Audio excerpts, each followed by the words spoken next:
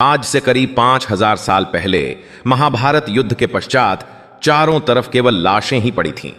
लाखों पड़े शव और कौरवों के विनाश ने सब कुछ झकझोर दिया। कौरवों की माता गांधारी ने इस विनाश का कारण श्री कृष्ण को बताया। उनके हिसाब से अगर श्री कृष्ण चाहते तो यह युद्ध होता ही नहीं, पर उन्होंने ऐसा नहीं किया, जिसके कारण क्रोधित होकर गांधारी ने कृष्ण को श्राप दिया गिना, जिस प्रकार मेरे वंश का विनाश हुआ है, ठीक उसी प्रकार तुम्हारे भी वंश का विनाश हो जाएगा। इस श्राप के 36 साल बाद जब एक दिन श्री कृष्ण जंगल में विश्राम कर रहे थे, तब एक शिकारी ने उन्हें हिरण समझकर उन पर तीर चला दी, और जैसे ही तीर श्री कृष्ण के पैरों पर जाकर लगी, उन्होंने इस लोक को छोड़ दिया और मृत्यु को स्वीकार किया। और माना जाता है कि उनके मृत्यु के साथ ही पूरी द्वारका नगरी पानी में समा गई, जिससे उनका पूरा वंश समाप्त हो गया। माना जाता है कि जब शिकारी ने उन्हें गलती से मारा तो उसे बहुत पछतावा और उसने श्री कृष्ण से माफी मांगी, पर श्री कृष्ण ने बताया कि यह मेरे ही कर्मों का फल है। उन्होंने समझाते हुए कहा कि पिछले जन्म में तुम महान वानर राजा बाली थे, जिसे मैंने ही राम अवतार में छल से मार दिया था, और उसी कारण आज तुम मेरे मृत्यु का कारण बने। माना जाता है कि जब श्री कृष्ण की मृत्यु की खबर पांडवों को मिली तो उन्होंने पूरे रीति रिवाज से श्री कृष्ण का अंतिम संस्कार किया, और जब उनके शरीर को जलाया गया तो उनका पूरा शरीर पंचतत्वों में विलीन हो गया, परंतु उनका हृदय बच गया और जलने की बजाय और भी अधिक ऊर्जा से धड़कने लगा। इसी हृदय को बाद में ब्रह्म पदार्थ कहा गया। अर्जुन ने इस हृदय को लकड़ी के मंच पर रखकर नदी में बहा दिया। काफी लंबे समय तक बहने के बाद यह ब्रह्म पदार्थ उड़ीसा के समुद्र तट पर पहुंचा। उस समय उस तट पर सबरा जनजाति समुदाय के लोग रहा करते थे। उस जनजाति के मुखिया विश्ववसु ने जब इस ब्रह्म पदार्थ को देखा तो वे इसकी ऊर्जा और दिव्य प्रकाश से प्रभावित हो गए। उन्होंने तुरंत ही पहचान लिया कि यह भगवान के ही रूप हैं, और उन्होंने इसे नील माधव के रूप में पूजना शुरू कर दिया। उसी समय मालवा के राज्य में राजा इंद्रदुम्न राज्य किया करते थे। वे भगवान विष्णु के काफी बड़े भक्त थे। एक दिन उन्होंने नील माधव के दर्शन करने की इच्छा व्यक्त की और उन्हें ढूंढने लगे, और यही आगे चलकर जगन्नाथ के निर्माण की आधारशिला बनी। जैसा कि मैंने बताया, राजा इंद्रदुम्न विष्णु के परम भक्त थे, और एक रात स्वयं भगवान विष्णु उनके सपने में आए और उन्हें कहा कि वे उनकी दिव्य मूर्ति नील माधव को ढूंढे और उनके लिए एक भव्य मंदिर का निर्माण करें। श्री हरि विष्णु ने उन्हें यह भी बताया कि यह ब्रह्म पदार्थ उन्हें नीलांचल पर्वत में मिलेगा, जिसके पश्चात राजा ने अपने ब्राह्मण पुजारी विद्यापति को आदेश दिया कि वह इस मूर्ति को ढूंढ निकाले। विद्यापति कई दिनों तक नीलांचल पर्वत के अलग हिस्सों में इसकी तलाश करते रहे, और तब जाकर अंत में उन्हें पता चला कि इस मूर्ति को आदिवासी मुखिया विश्ववसु ने एक गुफा में छुपा कर रखा है, और वे दिव्य रूप से उसकी पूजा करते हैं। जब विद्यापति ने इसके दर्शन करने की अनुमति मांगी, तब विश्ववसु ने यह कहकर मना कर दिया कि यह उनके जाति का निजी मामला है।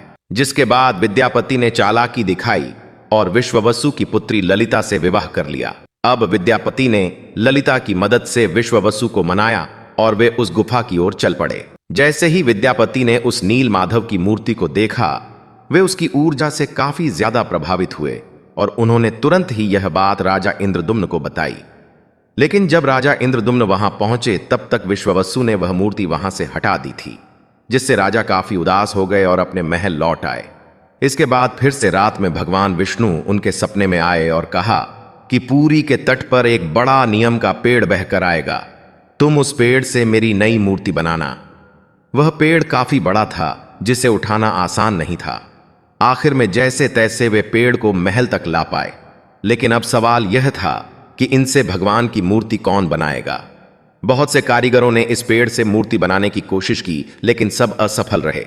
उन्होंने कहा कि पेड़ इतना ज्यादा मजबूत है कि हमारे छैनी हथौड़ी का उस पर कोई असर नहीं हो रहा।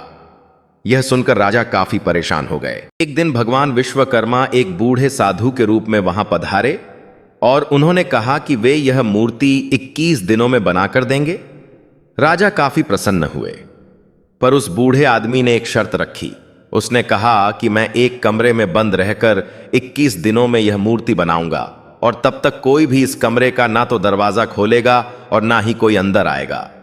राजा ने उसकी यह शर्त स्वीकार की और फिर मूर्ति बनाने का कार्य शुरू हुआ। दरवाजा बंद किया गया और कक्ष से छैनी हथौड़ी की आवाजें आने लगीं। लेकिन 15 दिनों बाद अचानक से छैनी हथौड़ी की आवाज आना बंद हो गई। महाराज की रानी गुंडीचा काफी चिंतित हो गई और महाराज को कहा कि हमें दरवाजा खोलकर देखना चाहिए। शायद वह वृद्ध व्यक्ति भूख और प्यास की वजह से मर तो नहीं गया होगा। राजा ने शुरुआत में तो मना किया, पर बाद में वे इसके लिए मान गए और दरवाजा खोल दिया। लेकिन जब दरवाजा खुला तो सभी हैरान रह गए। वह वृद्ध व्यक्ति गायब हो चुका था और पीछे केवल 3 अधूरी मूर्तियां थीं। राजा को यह देखकर काफी दुख हुआ, क्योंकि उनकी शर्त तोड़ने की वजह से भगवान की मूर्तियां आधी रह गईं। जगन्नाथ भगवान के हाथ और पैर अधूरे थे। बलराम और देवी सुभद्रा की मूर्तियां भी अधूरी थीं। जब राजा मूर्ति के पास गए तब उन्हें दिल की धड़कन महसूस हुई और मूर्ति के अंदर से एक दिव्य आवाज आई, जिसने राजा को बताया कि श्री कृष्ण का हृदय इस मूर्ति के अंदर है। राजा ने इन मूर्तियों को स्थापित किया और आज यही अधूरी मूर्तियां भगवान जगन्नाथ के रूप में पूरी में पूजी जाती हैं। वैसे दोस्तों, आपको एक बात बता दूं, जो हो रहा है वह पहले ही लिखा जा चुका है और जो लिखा गया है वही होकर रहेगा। यह कोई फिल्मी डायलॉग नहीं, बल्कि पूरी के भक्तों की आस्था और सच्चाई है भविष्य मालिका की। तो चलिए जानते हैं उन भविष्य मालिका की घटनाओं को जो आज सच साबित हो रही हैं। मित्रों, इस मंदिर का इतिहास और वर्तमान एक भविष्यवाणी से जुड़ा हुआ है। भविष्य मालिका एक दिव्य ग्रंथ है जिसे लगभग 500 साल पहले उड़ीसा के महान संत आचार्य महाप्रभु अच्युतानंद ने लिखा था। कहा जाता है कि वे पंच सखा यानी भगवान जगन्नाथ के 5 दिव्य सेवकों में से एक थे, जिन्होंने भगवान के आदेश पर कलयुग की कई घटनाओं को पहले ही देख लिया था। यह ग्रंथ ओडिया भाषा में लिखा गया है और इसकी पंक्तियां कविता के रूप में हैं, जैसे किसी गढ़ रहस्य का संकेत दे रही हो। आइए हम आपको बताते हैं भविष्य मालिका की कुछ चौंकाने वाली भविष्यवाणियां जो जगन्नाथ मंदिर और कलयुग के अंत से जुड़ी हुई हैं। इस ग्रंथ की सबसे चौंकाने वाली भविष्यवाणी 4 साल पहले काफी ज्यादा वायरल हुई थी, जब लोगों ने दावा किया कि इसमें कोरोना महामारी का वर्णन भी है। नाना रोग आसीबा गोटे बड़ा व्याधि लोका घरे रही, बाहर कुना जीभा अर्थात अनेकों रोग आएंगे।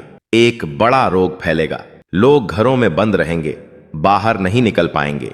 अब यह पंक्तियां किसी भी सामान्य रीडर को 2020 की कोविड-19 महामारी की याद दिला देती हैं। पुरी और ओडिशा में कई संतों और विद्वानों ने इसे भविष्य मालिका की सटीक भविष्यवाणी माना। इस किताब की एक और बात इसमें जिक्र किया गया है कि मंदिर परिसर के ऊपर जो कपड़ा है उसमें आग लगने की घटना का उल्लेख मिलता है। कुछ साल पहले पहली बार त्रिदेव के वस्त्र में आग लगी थी। इस घटना के बाद कलयुग के अंत के बारे में एक बार फिर से बातें होने लगी। कहते हैं कि पापनाश एकादशी के दिन जगन्नाथपुरी मंदिर में एक अखंड महाद्वीप जलाया गया था, लेकिन अचानक तेज हवा चली और झंडा उड़कर दीपक के ऊपर चला गया, जिससे मंदिर के झंडे में आग लग गई। यह घटना 19 मार्च 2020 को हुई थी। कहा जाता है कि दूसरे मंदिरों की तरह जगन्नाथ मंदिर के गुंबद पर कभी कोई पक्षी नहीं बैठता और ना ही इस पर कोई प्लेन या हेलीकॉप्टर उड़ता है। लेकिन जुलाई 2020 के बाद से मंदिर के गुंबद पर गिद्ध, चील और बाज को देखा गया था। यह पक्षी मंदिर के गुंबद, स्तंभ और नील चक्र पर भी बैठे थे। ऐसे में दुनिया के महाविनाश की भविष्यवाणी एक बार फिर से चर्चा में आ गई थी। भविष्य मालिका के अनुसार जब कलयुग का अंत करीब होगा तो भगवान जगन्नाथ मंदिर का नील चक्र यानी सुदर्शन चक्र तूफान से टेढ़ा हो जाएगा। मई 2019 में समुद्री तूफान फानी के कारण यह विशालकाय चक्र टेढ़ा हो गया था। ऐसे ही और भी कई भविष्यवाणियां हैं जो सच हो चुकी हैं और कई प्रसिद्ध भविष्यवाणियां हैं जो आने वाले को लेकर की गई हैं। 3 रथ यात्राएं एक साथ रुकेंगी, नदियां उल्टी दिशा में बहेंगी, ब्रह्म तत्व मंदिर से गायब हो जाएगा और फिर में अंत में आएंगे भगवान के आखिरी अवतार कल्कि। अब दोस्तों आप ही सोचिए कि क्या यह महज संयोग है या सच में आचार्य अच्युतानंद को भविष्यदर्शी शक्तियां प्राप्त थीं। अगर उन्होंने आज से सैकड़ों साल पहले ऐसी बातें लिख दी जो अब सच हो रही हैं, तो क्या हमें उनकी बाकी भविष्यवाणियों को भी गंभीरता से लेना चाहिए? भविष्यमालिका कोई साधारण ग्रंथ नहीं, बल्कि वो कायनात का रोड मैप है जिसे बस समझने की जरूरत है। वैसे आपकी जानकारी के लिए बता दूं कि सन 1558 में मुगल सेना ने मंदिर को तोड़ने की कोशिश की। फिर उनके साथ जो हुआ वह चौंकाने वाला था, और इस घटना को पहले ही भविष्यमालिका में लिख दिया गया था, और साथ ही भविष्यमालिका में अंग्रेजों को लेकर भी यह कहा गया था कि गोरे आएंगे और मंदिर को बंद कराने की कोशिश करेंगे।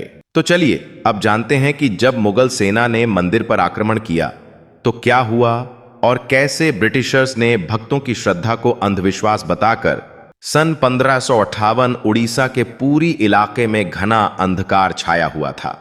पर वो अंधकार आसमान में नहीं, लोगों के मन में था, क्योंकि इस बार कोई साधारण लुटेरा नहीं, मुगल सेना खुद मंदिर को गिराने के इरादे से आ रही थी। कला पहाड़ नाम का अफगान जनरल, जो तब बंगाल का गवर्नर था, उसकी क्रूरता इतनी बदनाम थी कि उसका नाम सुनकर ही लोग कांप उठते थे। कहा जाता है कि वह सनातन धर्म और मंदिरों से विशेष नफरत रखता था। उस दिन उसकी फौज पूरी ताकत के साथ पुरी की ओर बढ़ी। घोड़े सर पर दौड़ रहे थे, तलवारें लहराई जा रही थीं, और मंदिर की शांति में एक भयंकर आंधी की आहट आने लगी। जैसे ही सैनिक मुख्य गर्भगृह की ओर बढ़े, अचानक मौसम बदल गया। तेज हवाएं चलने लगीं, आकाश काला पड़ गया, सूरज की रोशनी एकदम गायब हो गई, और मंदिर के चारों ओर एक रहस्यमयी घना अंधेरा छा गया। मंदिर के भीतर से एक चमकती हुई रोशनी निकली जो किसी इंसान की नहीं थी। यह रोशनी जैसे ही बाहर आई, पूरा मैदान एकाएक शांत हो गया।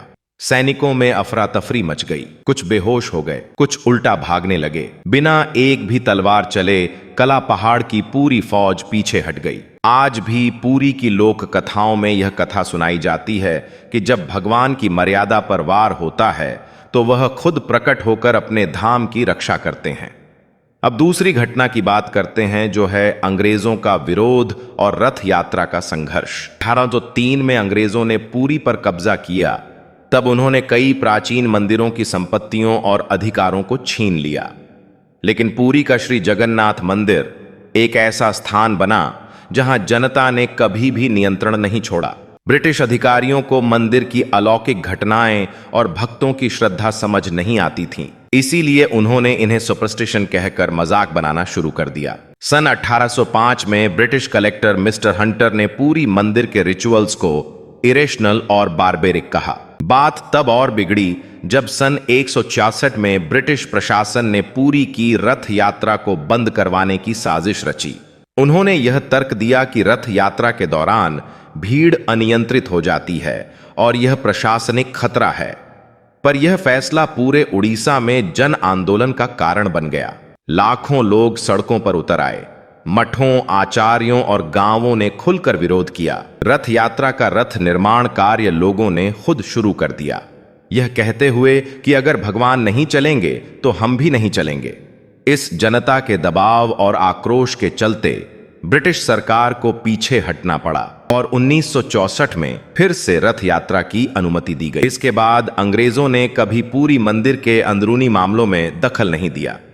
अब चलिए आपको बताते हैं जगन्नाथ की तीसरी सीढ़ी का रहस्य, जिसे यमलोक का द्वार भी कहा जाता है। वैसे तो इस मंदिर में 22 सीढ़ियां हैं, पर सबसे खास है तीसरी सीढ़ी, क्योंकि इसमें पैर रखना उचित नहीं माना जाता। धार्मिक कथाओं के अनुसार इस तीसरी सीढ़ी को यमशिला कहा जाता है, और कहा जाता है कि जो भी मनुष्य इस तीसरी सीढ़ी पर पैर रखता है उसके पुण्य शून्य हो जाते हैं और उसे यमलोक जाना पड़ता है। दरअसल एक बार यमराज जी भगवान जगन्नाथ के पास पहुंचे और उनसे कहा कि भगवान, भक्त जैसे ही आपके दर्शन करते हैं उनके सारे पाप मिट जाते हैं, और अगर ऐसा ही चलता रहा तो सभी व्यक्ति जगन्नाथपुरी के दर्शन करके पापों से मुक्त हो जाएंगे, जिससे यमलोक में कोई नहीं आएगा। तब भगवान जगन्नाथ ने कहा कि तुम इस मंदिर की तीसरी सीढ़ी पर अपना स्थान ग्रहण कर लो, और जो भी इस मंदिर की तीसरी सीढ़ी पर पैर रखेगा उसके पुण्य शून्य हो जाएंगे और उसे यमलोक जाना पड़ेगा। और तभी से इस सीढ़ी को यमशिला कहा जाता है, क्योंकि इसमें यम का वास है। अब अगर हम पूरी मंदिर के ऊपर लगे सुदर्शन चक्र की बात करें तो देखने वालों ने यह दावा किया है कि इस सुदर्शन चक्र को आप मंदिर के किसी भी कोने से देखोगे तो ऐसा लगेगा मानो आपको ही देख रहा हो।